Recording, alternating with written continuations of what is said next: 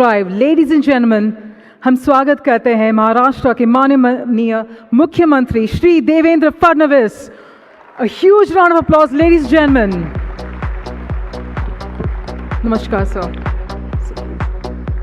Also joining him, ladies and gentlemen, we have with us the name that has become synonymous with India's new age entrepreneurship, Mr. Kunal Shah, founder and CEO of Cred.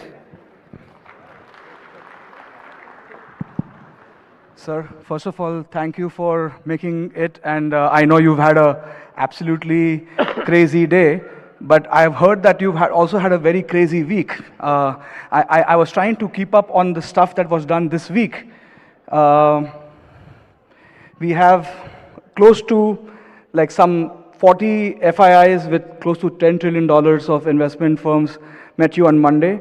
You had CEO of top UK firms meeting you this week as well. You opened up the new airport at Navi Mumbai this week. Yes. You started the underground metro from Seeps to Cuff Parade, and that is absolutely crazy. Imagine in 50 minutes, you'll be able to kind of go across the city. And you also announced today the one-ticket mobility app that combines all the things in one place. That's fascinating. And you've also just signed an MOU for developing 300 acres of GCC city, yes, which is 21 minutes from the new airport. Yes. Think about what you have achieved this week. Sir, what I want to do to start with is show you a video. 3 years ago, you came to GFF, we spoke, and I asked you a question, how to imagine the city in 5 years from now. So maybe we could just play that video. What do you see will happen in 5 years' time, if you can just give us a glimpse of that? We are actually creating around 300 kilometers of metro network in Mumbai. Coastal road will change absolutely, the way traffic used to move in Mumbai. So this entire outer road will change the fate of mobility. That today in our suburban railway, our carrying capacity is 9 million, and in the metro we are creating a carrying capacity of 8 million. So we are actually doubling, and we are bringing the entire public transport on a single platform. We feel that in Mumbai, from anywhere to anywhere, one should reach within 1 hour, and everybody should get access to some kind of good public transport within 500 meters. India's biggest bridge, longest bridge ever built. It's a 22 kilometer sea bridge by which the hinterland will be connected with the main city. We are actually developing a new city. You can say that it's a third Mumbai, the Naina area, which is near the new Mumbai airport, which we have already started work. Whew. Sir, I have to be honest, when you hear a senior politician talk about all the things that you did, we all have gotten into a habit of assuming thoda discount kar dena chahiye, right? And sir, you said you should be achieved in 5 years. In 3 years from now, we have achieved this and actually even more. So big round of applause, please. Sir, maybe I'll play a quick video for everyone to just see all the things that have been done. Just a short video, please.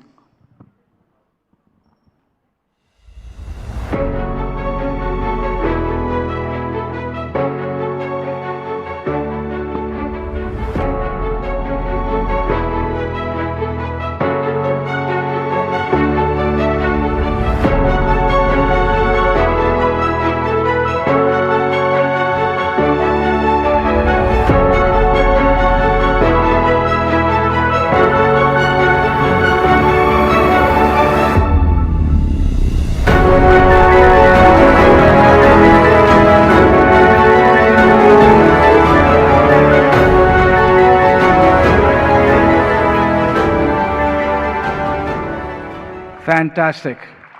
Sir, first of all, as a Mumbaikar, thank you very much. I would love to get your perspective on two topics. First is how all of this was achieved in such a short period of time. And the second thing is, I want to get your leadership lessons that a lot of people claim to do a lot of things, but very few people can execute at the way you execute. And these are very complex projects, which requires multiple stakeholders to come together.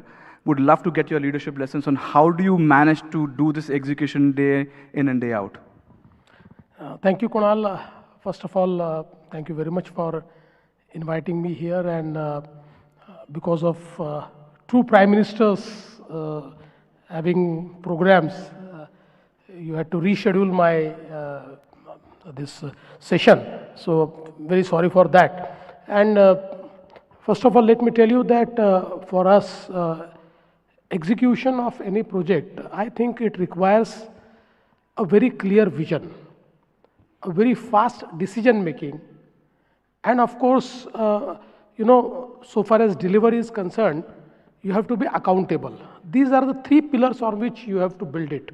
And for us, vision had always been clear, because I always tell that all the iconic projects which I could do were never imagined by me. Someone else imagined it, and they were actually conceived or imagined 30, 40 years back. Now this Trans-Harbour Link, which we have completed, 22 kilometers sea bridge, it was imagined by J.R.D. Tata in 60s, but nothing happened. So what we really had was a very clear vision that Mumbai needs this infrastructure. We lost to many cities like Bangalore and Hyderabad in early 2000 because of lack of infrastructure. And secondly, what we did was that ultimately in government, decision making is something which takes a lot of time. So we started our infrastructure war room in 2015.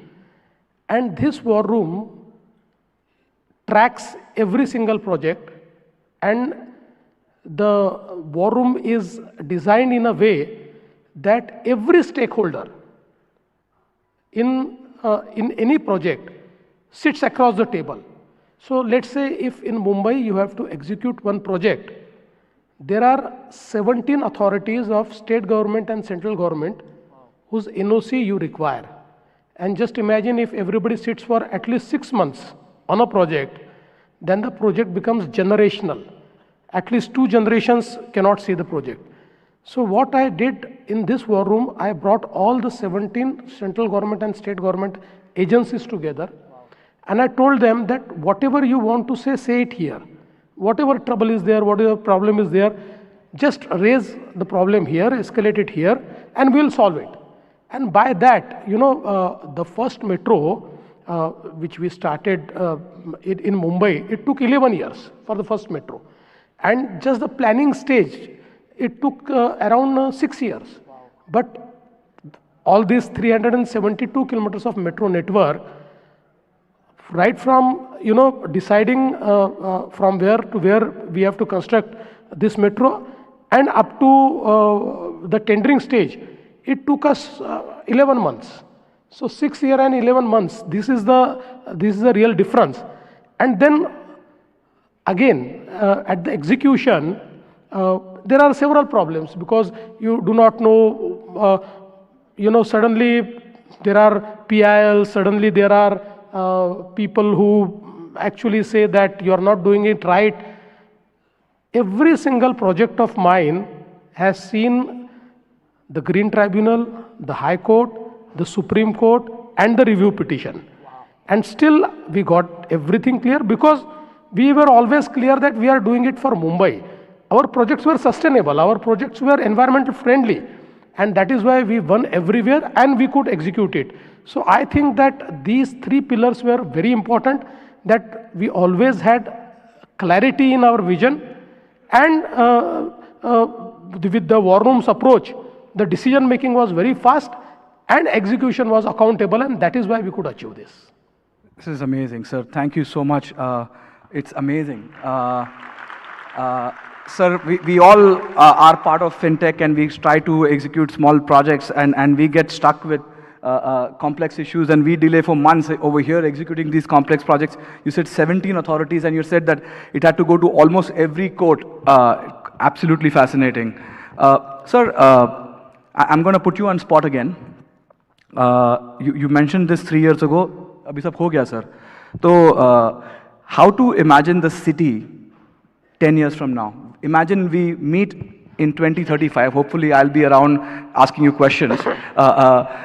What do you tell us that how to imagine the city in 10 years from now? So I think that, 2035 is the 75th year of Maharashtra. The Maharashtra state's creation's 75th year will be 2035. So it is also a major milestone for us. So I think our first goal is to make Maharashtra a $1 trillion economy by 2030. But now we have also created a MMRS Growth Hub initiative. Now this initiative is reimagining the entire MMR region, because we feel that the MMR itself has a capacity to become $1.5 trillion economy. And we want to actually leverage that capacity of MMR region. And that is why what is going to change? Now with the Atal Setu and New Mumbai Airport, as I have mentioned 3 years back, this third Mumbai we have already started creating. So in the third Mumbai there will be some schematic cities like the Edu City. Now Edu City is one concept where now the central government has allowed us to have foreign universities. And we want to locate, we have identified a 300 acres area where we want to locate 10 to 12 foreign universities. And it's a model where common infrastructure is created and a land is offered to them. And we expect that these 10 to 12 universities will actually educate around 100,000 students. So a very vibrant community will be created. And I'm very happy to tell you that 7 universities have already signed MOU with us. Most of them are starting their campuses in Mumbai immediately in 2026, and they will be moving their campuses to New Mumbai by 2028. And these are the best universities: University of York, University of Western Australia, Aberdeen, IED, all the best universities of the because we have decided that they have to be the top ranking universities. Only then we will do the MOU, and they are coming here. So a big edu city, and just imagine 100,000 students actually taking education in an area that itself creates a new city, that itself creates a very vibrant economy, that creates a huge multiplier for the economy. Now, alongside this edu city, we are creating a big innovation city, because we want to lead the this innovation which is happening in the world. So this revolution of innovation, we want to be ahead of everybody. This innovation city which we are going to create will be one of its kind, which would host anything and everything around the innovation. It will be such a vibrant ecosystem, and just you can see that 10, 12 best universities and the innovation city together. You can imagine what values it's going to create. I should tell you that Mr. N. Chandrasekharan, who is head of Tata Sons, he has volunteered to create the framework of this city, and we are already in active talks with several people who are into innovation, who are world's best innovators, those companies who have already agreed to locate themselves there. We are also creating a sports city there. We are creating a edu city there, and again, next to that, we are creating a GCC city, because all of us know that the GCC revolution is coming to India, and we want to catch it. We already have very good GCCs who have invested in Mumbai, Pune, and some cities. But I think that we need to create a ecosystem where this entire GCC revolution is captured by the state of Maharashtra. And again, that is Mumbai is a natural hub for that, because even in fintech, you see Mumbai is the leader. So I think that's what we are trying to do. So this is on this side. On the other side of Mumbai, on the northern side, we'll be in next 3 to 4 years, we'll be completing the construction of our new Vadhavan Port. Now this Vadhavan Port is India's biggest port. It's a deep, it has deep draft of 20 meters. It can host the largest ship of the world. And the best thing about it is that from day one, it will be amongst first 10 ports of the world. And that will actually put Mumbai and Maharashtra ahead of everybody. We will become a new maritime superpower. We will be actually, channelizing all the logistics and the new supply chain, which India is trying to be part of the global supply chain. We will be ahead of everybody because of this Vadhavan Port. And near this Vadhavan Port, actually we are constructing India's first offshore airport. This will be the third airport for Mumbai, and this airport will be totally on the reclamation. It will be like any other global reclaimed airport will be. And near this, there is also a station of bullet train. And on the other side, this coastal road, which we have now built up to Bandra, from Bandra to Warsaw, it's 70% completed. From Warsaw, it will go to Dahisar. From Dahisar, it will go to Bhayandar.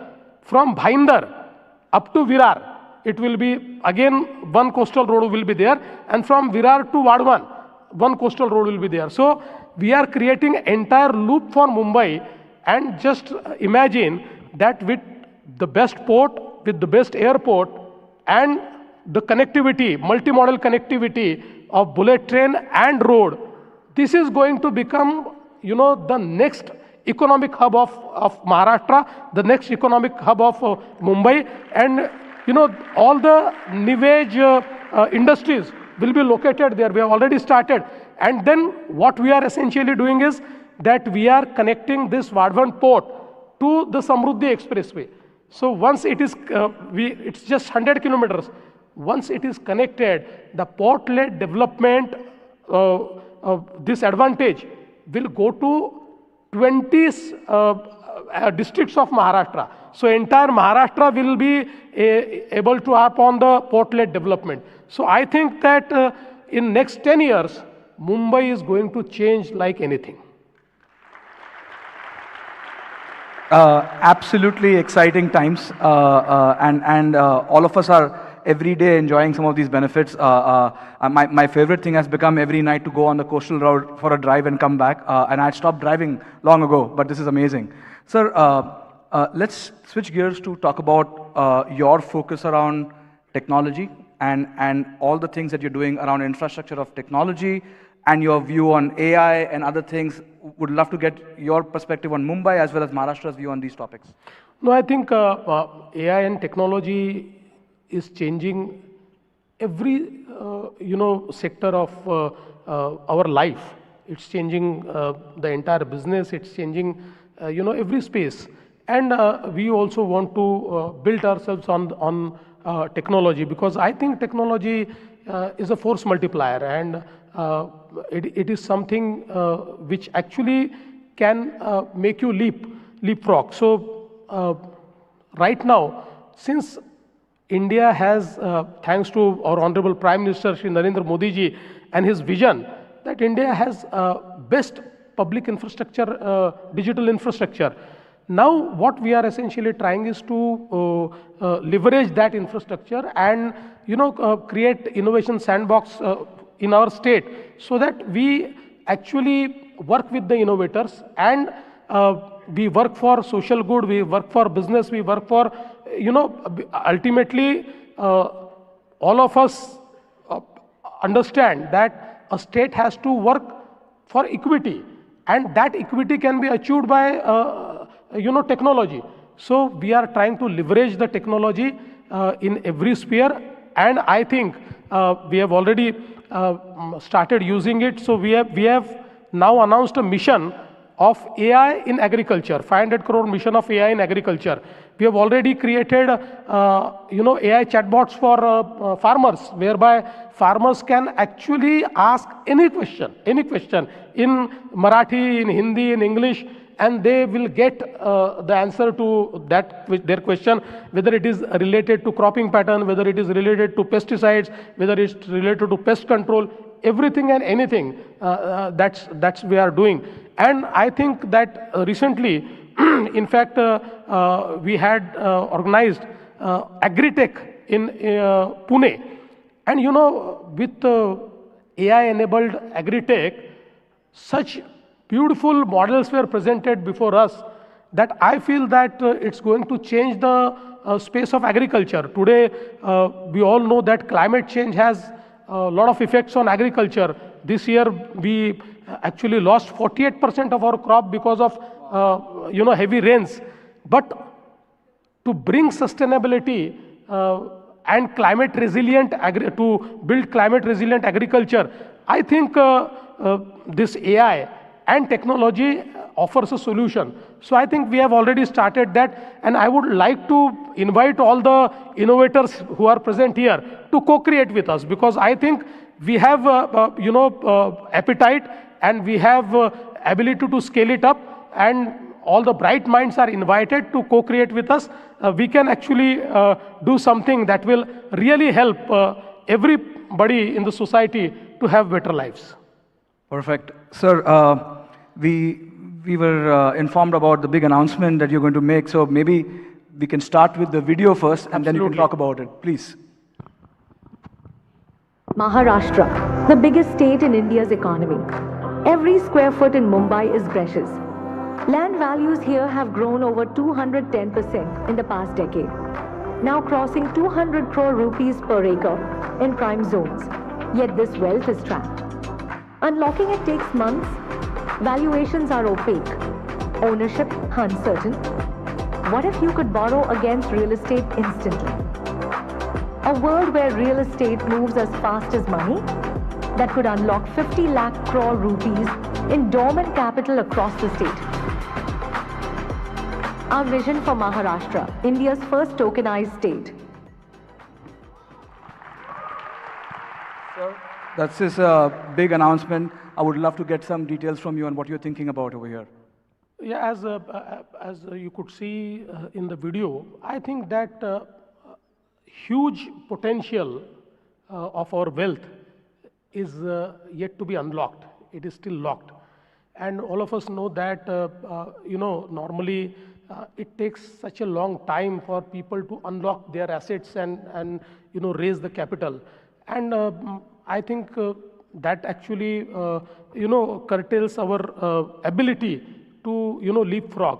So what we have essentially decided that we'll create a framework where you can actually tokenize your assets. And we will be working with the regulators, we'll be working with the innovators, and we'll also be working with the startups, so that we first create a framework and then we actually create a deliverable good, which is tokenization. And I think once we are able to do it, and if we make it, just imagine that in Mumbai we have so much of wealth which is unlocked. And at the pace at which we normally work, if we want to unlock this potential of Mumbai, maybe it will take 20 years, but we can do it in 2 years if we do the tokenization. So this is one thing where I think we will be starting work. And again, since this is a proper forum, I would like to invite anybody who wants to partner with us in this field, because we really require the startups, we really require the innovators. Of course, we'll deal with the regulators because we know how to deal with the regulators, and we'll create Sir, thankfully In case of RBI, they have already initiated the asset tokenization change. Yes, Dilip is yes. here. NPCI has already built many of the things. So I think we can actually accelerate. Absolutely. And I can tell you, sir, from our experience from Global Fintech Festival, the regulator is equal participant in innovation. And we have consistent demos from the regulators to the audience. So it's a different time that we are living in. So now we have government also in the innovation game. Kunal, I totally agree that in last 10 years, our regulators have changed the rules. So there was a time when regulators used to feel that they are there to regulate, means stop. It's no more that. Now regulators are partners. Yes. They are partnering with us to, create a framework which is dependable. Absolutely. Sir, first of all, thank you so much. I'm very excited. This conversation was long due, 3 years. Hopefully, we'll catch up soon and maybe the 10-year vision will be achieved sooner. Big round of applause for sir. Now you have become my new conscious keeper. I recorded everything, sir. You recorded everything. But we have some announcements, so over to you. Thank you so much. Sir, I would request your presence here, as even yours, Mr. Kunal, over here, as we celebrate India's brightest innovators, the next generation of AI thinkers and problem solvers. Ladies and gentlemen, NPCI recently launched Bharat AI Quest, India's ultimate AI challenge, designed to recognize excellence in artificial intelligence, machine learning, coding, and problem-solving skills. So we had received more than many entries, in fact, and 6 extraordinary achievers have emerged at the very top, and they will be felicitated this evening by none other than our Honorable Chief Minister of Maharashtra, Shri Devendra Fadnavis, as well as Mr. Kunal Shah. And I would also like to invite on stage Mr. Vishal Kanvati, the CTO of NPCI, to join them on stage for the felicitation. And may I now invite our top 6 winners of the Bharat AI Quest to join us on stage as I announce their names. Also, I request all the winners at the end to come back for a group photograph as well. So let's begin, ladies and gentlemen. In the 6th place, we have Vineet Telang. A huge round of applause, ladies and gentlemen, as we have the winner joining us on stage, receiving that felicitation from none other than our Honorable Chief Minister of Maharashtra, Shri Devendra Fadnavis, as well as Kunal Shah and Mr. Vishal from NPCI.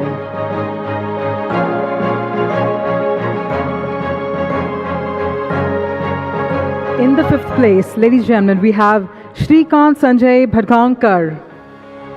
Congratulations.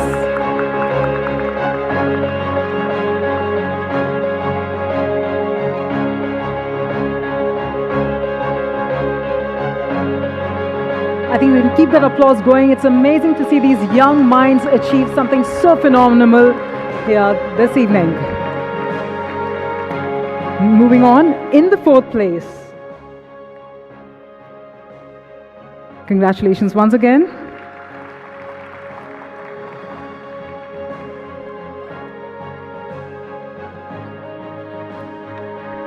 How humbling to see that. Moving on, ladies and gentlemen, in the 4th place, we have Harsh Kumar.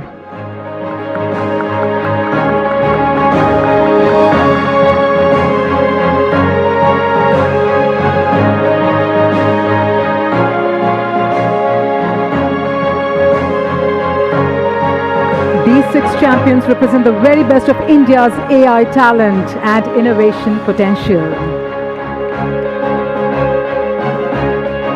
Congratulations, Harsh. And now, ladies and gentlemen, moving to our top 3, who also take home exciting cash prizes. Our second runner-up, winning 2 lakhs, is Kuldeep Ramesh Patle.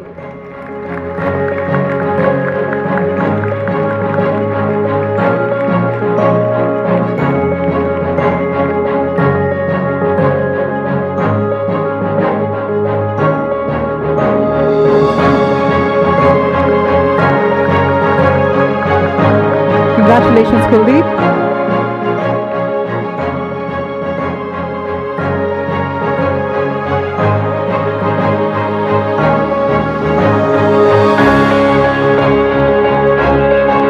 And with that, we now move forward to our first runner-up, who's taking home 3 lakh rupees as well as the cash prize. And ladies and gentlemen,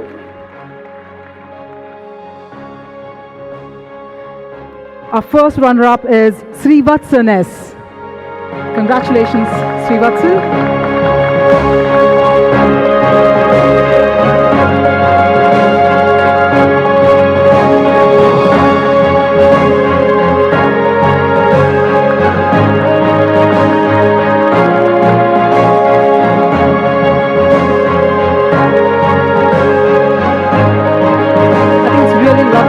Smiles in those young minds, truly achieving the best here for the country, for themselves. And with that, ladies and gentlemen, the moment we have been waiting for is here. The winner of NPCI's first ever Bharat AI Quest, receiving a prize of 5 lakh rupees, is Ratnala Sumit Kumar. Let's give a thunderous round of applause, ladies and gentlemen. And there we have all the winners of NPCI's Bharat AI Quest. After this, may I request all the winners to join them on stage, please, for a group photograph. May I quickly request all the winners to quickly join all of them on stage. Ratnala Kumar, we request you to remain on stage as well.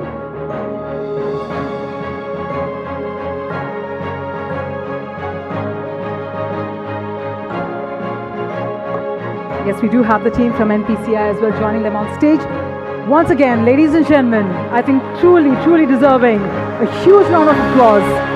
The winners of NPCI Bharat AI Quest. That's who we have on the stage here. Thank you so much.